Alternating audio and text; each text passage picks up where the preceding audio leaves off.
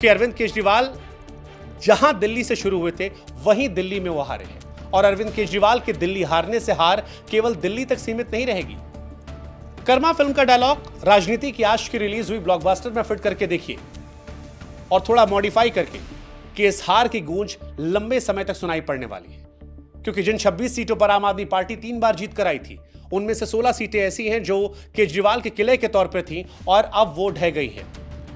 जो केजरीवाल कांग्रेस के vote bank पर झाड़ू मारकर दिल्ली से लेकर पंजाब, गोवा से लेकर गुजरात तक विस्तार की योजना पर काम कर रहे थे, अब उन्हें पंजाब में पार्टी सरकार बचाने की चुनौती होगी। पंजाब में चुनाव भले ही 2027 में है, लेकिन सेनापति जब अपने ही मैदान में खुद सियासी वीरगति को प्राप्त हो जाए तो सैनिकों में भगदड़ मचने का इतिहास पुराना रहा है। सवाल इसीलिए ये कि क्या केजरीवाल की दिल्ली की हार अब पंजाब पर भी असर डालेगी? क्या पंजाब के किले को केजरीवाल बचा पाएंगे, या फिर भ्रष्टाचार के आरोप में अगर जेल जाना पड़ा तो दिल्ली तो गई, पंजाब भी हाथ में नहीं होगा?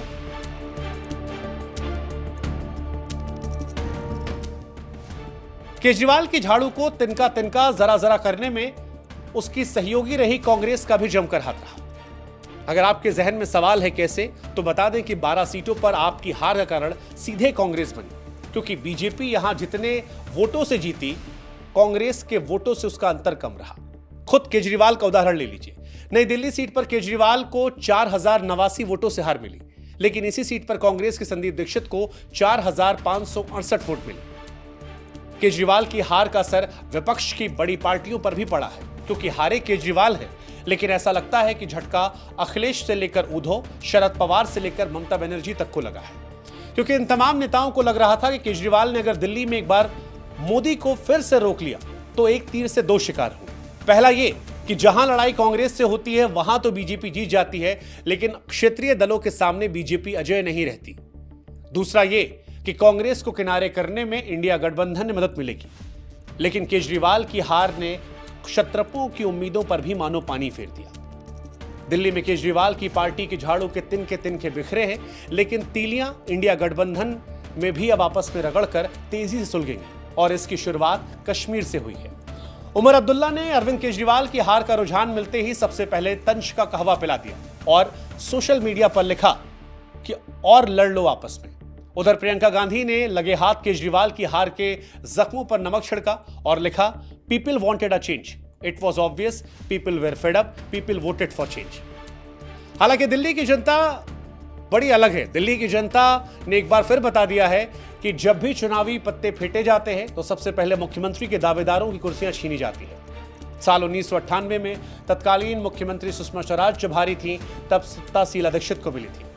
2013 में दिल्ली में तत्कालीन मुख्यमंत्री शीला दीक्षित हारी, कुर्सी केजरीवाल को मिली और 2025 में आम आदमी पार्टी के साथ केजरीवाल भी हार गए, सत्ता बीजेपी के पास पहुंची है। केजरीवाल के साथी रहे अन्ना हजारे से लेकर स्वाति मालीवाल, आशुतोष कुमार विश्वास आज वो गाना गा सकते हैं, अपनी तो जैसे तैसे चाहे ऐसे या वैसे कट जाएगी, आपदा क्या होगा जनाबे आली, आपका क्या होगा जनाबे आली।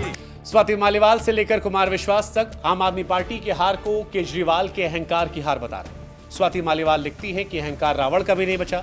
कुमार विश्वास कहते हैं कि अहंकार ईश्वर का भोजन है। केजरीवाल के गुरु अन्ना हजारे भी कहते हैं कि पैसे, शराब और अहंकार में केजरीवाल फंस गए थे। कौन कितना सही आप तय कीजिए, लेकिन दिल्ली के नतीजों ने मानो एक बार फिर से साबित कर दिया कि राजनीति में विनम्रता ही जीत की पूंजी है। अहंकार सियासत में पतन का सबसे बड़ा कारण होता है, क्योंकि जनता के सेवक से लेकर खुद को जनता के मालिक कहने वाली सोच पर एक बार फिर जनता ने हार की मुहर लगाकर मानो पूरे देश में यह सख्त संदेश दिया हो कि लोकतंत्र में नेता आते जाते रहते हैं, मालिक जनता जनार्दन ही हमेशा रहती है। जय हिंद, जय भारत।